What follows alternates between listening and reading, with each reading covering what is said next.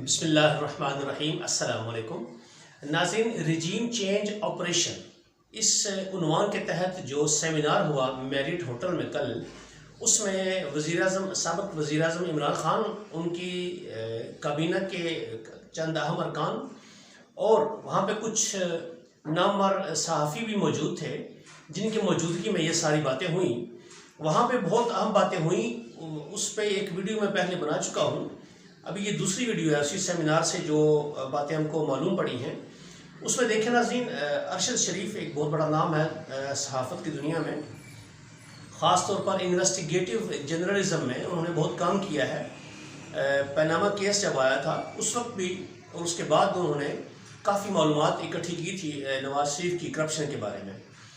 तो नाज़रीन, उन्होंने कल एक बात कही, और भी बहुत सारी बातें उन्होंने कही, लेकिन एक बात बड़ी अहम कही उन्होंने कि पीटीआई की गवर्नमेंट बहुत अहसन तरीके से चल रही थी।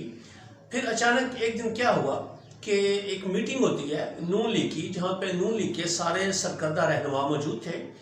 वहाँ पर मरियम नवाज जो हैं वो एक बात करती हैं कि हमारे पास मुल्क के जो इंतहाई अहम शख्सियात हैं, मुख्तदर हलके जो हैं, उनकी वीडियोस हमारे पास मौजूद हैं और वक्त आने पर हम उसको सामने लाएंगे। अरशद शरीफ साहब कहते हैं कि जब ये बात हुई तो उसके बाद से माहौल बदलना शुरू हो गया मुल्क में। उसके बाद से शहबाज शरीफ, नवाज शरीफ, इनकी ज़मानतें होना शुरू हो गई, मरीम नवाज की ज़मानतें होना शुरू हो गई, इनको अदालतों की तरफ से रिलीफ मिलना शुरू हो गया। अकाउंटेबिलिटी का जो काम इमरान खान साहब कर रहे थे उसमें रुकावटें पैदा होना शुरू हो गई। तो नाज़रीन, साबित इससे ये होता है कि वो वीडियोस क्या हो सकती हैं, किन मुख्तदर हलकों की वीडियो हो सकती हैं। ज़ाहिरी बात है ये उन्हीं की वीडियो होंगी जो फैसला कुन किरदार अदा करते हैं पाकिस्तान की सियासत में, चाहे वो अदलिया हो, चाहे हमारी इस्टेब्लिशमेंट हो, चाहे आम पब्लिक सर्विस हो। जो लोग अहम फैसला कुन किरदार अदा करते हैं उनकी ये वीडियो थी। अब अगली बात नाज़रीन इसमें यह आती है कि वो वीडियो दो तरह की हो सकती हैं जिनकी वजह से इंसान को ब्लैकमेल किया जा सकता है। या तो वो करप्शन की वीडियो हो सकती हैं, या वो गैर अखलाकी हरकत की वीडियो हो सकती हैं। इन दो के अलावा और कोई तीसरी वीडियो हो, उससे तो बंदे को ब्लैकमेल होने का कोई डर नहीं होता।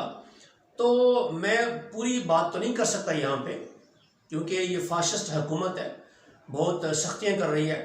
लेकिन अब आप समझ जाइए कि वो किन हलकों की वीडियो होंगी, क्योंकि इन दो तरह की वीडियोस के अलावा और कोई वीडियो ऐसी नहीं हो सकती जिसके ज़रिए से ब्लैकमेल किया जा सके, और वो भी इतने बड़े निज़ाम को, इतनी बड़ी चलती हुई हुकूमत को डिस्टेबलाइज किया जा सके। एक बात तो ये। दूसरी खबर नाज़रीन ये है कि कल उसी सेमिनार से खिताब करते हुए जो फवाद चौधरी साहब हैं, जो साबिक वफाकी वज़ीर थे, उन्होंने बड़ा अहम एक इंकिशाफ किया। उन्होंने कहा कि जब इमरान खान साहब ने असम्बलियाँ तोड़ने का ऑर्डर दिया था, जब उन्होंने असम्बलियाँ तोड़ने के बाद नए इलेक्शन का ऑर्डर दिया, तो उसके खिलाफ नून लीग गई थी कोर्ट में, अदालत में चली गई थी। अदालत में जब केस सुना जा रहा था तो फवाद चौधरी साहब कहते हैं कि जब हम अदालत में गए, तो मैं मुख्तसर कर रहा हूँ यहाँ पे, तो वहाँ पे जो जज थे, चीफ जस्टिस साहब थे, उन्होंने ये कहा कि बुलाएं बिलावल भुट्टो को भी और शहबाज शरीफ को भी। हम उनसे पूछते हैं कि वो इलेक्शन से क्यों भाग रहे हैं, क्योंकि सियासी पार्टियों का तो सबसे बड़ा जो हथियार है, सबसे बड़ी जो उनकी ताकत होती है वो अवाम होती है, और अवाम के पास जाना ही उनका मकसद होता है। तो चीफ जस्टिस साहब ने, अदलिया के जो मोअज़्ज़ज़ जज साहबान थे, उन्होंने जब ये कहा तो उसके बाद वक्फा हुआ अदालत में। तो फवाद चौधरी साहब कहते हैं कि हमें बड़ी उम्मीद नज़र आई कि ये फैसला हमारे हक में होने जा रहा है, और जो इमरान खान साहब ने जो फैसला किया था असम्बलियाँ तोड़ करने, इलेक्शन करवाने का, वो रिस्टोर किया जाएगा। लेकिन एक बड़ी हैरानकुन बात उन्होंने बताई कि जब वक्फा हुआ तो अदालत का लॉक, जो दरवाज़ा है वो बाहर से लॉक कर दिया जाता है। तो वो कहते हैं जब वक्फे के दौरान, जब वक्फा ख़त्म हुआ, हम लॉक खोल के अंदर गए, तो अंदर पहले से चीफ इलेक्शन कमिश्नर और सेक्रेटरी साहब अंदर बैठे हुए थे। नाज़रीन, इस थोड़े से दौरानिए में वो क्या चीज़ हुई ऐसी कि उसी वक्फे के दौरान टीवी पर यह खबर चलनी शुरू हो गई चीफ इलेक्शन कमिश्नर की तरफ से कि हम 8 महीने तक अभी इंतखाबात नहीं करवा सकते।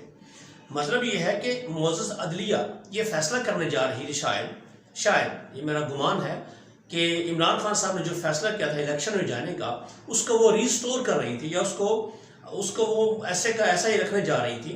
लेकिन आखिर किसकी कोई कॉल आई या किसका कोई मैसेज आया कि जिसकी वजह से हालात सारे बदल गए और फिर जो अदलिया ने फैसला दिया वो आप सबके सामने है। और चीफ इलेक्शन कमिश्नर ऐन उस वक्त पर अदालत में कैसे पहुंच गए और डोर बाहर से लॉक था वो और वो अंदर मौजूद थे। नाज़रीन, ये बहुत अहम बात है कि किस तरह से इस PTI की हुकूमत के खिलाफ एस्टैब्लिशमेंट ने, मुख्तलिफ हलकों ने, ताकतवर हलकों ने किस तरह से साजिश की और किस तरह से इस हुकूमत को गिराया। लेकिन अभी तक भी आवाम ये बात समझने से कासिर है कि इस हुकूमत को क्यों गिराया गया। बहुत अच्छा परफॉर्म कर रही थी लेकिन फिर इसको गिरा दिया जाता है और उसकी जगह पे हमारे ऊपर करप्ट, चोर और नाअहल और मुजरम अफराद को जो जमानतों पर हैं उनको हमारे ऊपर मुसल्लत कर दिया जाता है, जो आते ही इस मुल्क की जो इकॉनमी है उसको तहस नहस कर देते हैं। उससे अगली बात नाज़रीन देखिए, हमारी ये बदकिस्मती समझ लें या नून लीग की खुशकिस्मती समझ लें कि उनको हमेशा से अदलिया से इंसाफ मिलता है और बड़ा स्पीडी जस्टिस मिलता है उनको, स्पेशली लाहौर हाई कोर्ट से। तो उनको 1 घंटे के अंदर, 1 दिन में वो पिटीशन दायर करते हैं, उसी दिन उसकी सुनवाई होती है और उसी दिन उसका फैसला भी आ जाता है। इतना स्पीडी जस्टिस होता है। और इतवार वाले दिन भी अदालत लगाकर कई फैसले हैं नून लीग के हक में जो किए गए। इतना स्पीडी जस्टिस तो किसी आम आदमी को मुयस्सर नहीं होता। नाज़रीन, मैं आपको आज वो वजह बताऊंगा कि किस तरह से ये नून लीग ये अदलिया को हैंडल करती है, किस तरह से उनको ब्लैकमेल करती है और किस तरह से उनको करप्ट करती है, करप्शन देती है उसको। मैं आपको उसकी मिसाल दूंगा। अब देखिए नाज़रीन, जजेस का चूंकि हमारे मुल्क में कोई क्राइटेरिया नहीं है कि किसको जज लगाया जाएगा, कोई भी वकील को पकड़कर उसको जज लगा दिया जाता है। नून लीग चूंकि ज़्यादा देर हुकूमत में रही है पंजाब में, तो पंजाब में हाई कोर्ट जो लाहौर हाई कोर्ट है उसमें जो मोस्टली बेशतर जजेस जो हैं वो इनके अपने वकला थे, जो माजी में इनके अपने वकील रह चुके थे, कई नून लीग के बड़े कारकुन थे, उनको इन्होंने जज बना दिया। पहले उनको ये जज बनाते हैं, बाद में उनसे अपनी मर्जी के फैसले करवाते हैं। अभी रिसेंट और लेटेस्ट खबर जो आपको दे रहा हूँ नाज़रीन वो ये है कि हमजा शहबाज आते ही अदलिया के, मुअज़्ज़ज़ अदलिया के, हमारे लिए बड़ी काबिल एहतराम है हमारे अदलिया, हमको सिर्फ वहीं से इंसाफ की तवक्को होती है। वहाँ के 12 जजेस हैं ऐसे जिनको तकरीबन 3.5 अरब रुपया दिया गया है और ये दिया गया है किसमें, हाउसिंग की मद में, घर बनाने के लिए हाउसिंग की मद में तकरीबन 25-26 करोड़ पर हेड ये इशू किए हैं। मैं नहीं कह रहा कि उनको करप्शन की दी है, एज ए करप्शन उनको ऑफर किए नहीं, ये मुअज़्ज़ज़ जजेस को घर बनाने के लिए फाइनेंस किया गया है। उनको तकरीबन 3.5 अरब रुपया, 25 से 26 करोड़ बनता है पर हेड। नाज़रीन, मैं उन जजेस के नाम भी आपको बताऊंगा। वो 12 मोहतरम जजेस हैं हमारे अदलिया लाहौर के, लाहौर हाई कोर्ट में हैं। ज़ाहिर बात है कल इनमें से कुछ प्रमोट होकर वो हाई कोर्ट, वो सुप्रीम कोर्ट में जाएंगे। तो ये एक सिलसिला चलता है, एक चेन चलती है कि कैसे नून लीग जजेस के ऊपर मेहरबानियाँ करती है, उनके ऊपर अपनी इनायात करती है और फिर वही जजेस अपनी इनायात का बदला देने के लिए इनके हक में फैसले करते हैं। अब देखें, जैसे हमजा शहबाज को लाया गया, जजेस ने किस तरह से, अदलिया ने किस तरह से 1 दिन में 2-2 दिन में फैसले करके उनका हलफ उठवाया, उनका इलेक्शन करवाया। फिर जो PTI की जो मुनहरिफ अरकान थे उनमें से जो 5 रिजर्व सीटें जो थी वो उनको अभी तक लटका कर रखा हुआ है। तो नाज़रीन, हमारी अदलिया माशाल्लाह बहुत बेहतर काम करती है। अब आप समझ जाइए, मैं इतना ही कह सकता हूँ। इसीलिए तो हमारे अदलिया का रैंकिंग आप देख लें, पूरी दुनिया में 139 जो ममालिक हैं जिनमें अदलिया काम कर रही है, उनमें से हमारी मुअज़्ज़ज़ अदलिया जो है माशाल्लाह से इसका 130वां नंबर है, 130, नीचे से 130th नंबर पे है। यानी कि 129 ममालिक ऐसे हैं जो हमसे बहुत बेहतर हैं। उसमें भारत, बांग्लादेश और बहुत से ममालिक शामिल हैं जिनकी अदलिया इंसाफ पर फैसले करती है। हम और मुल्क की बेहतरी के लिए जो फैसले होते हैं वो वही करती है।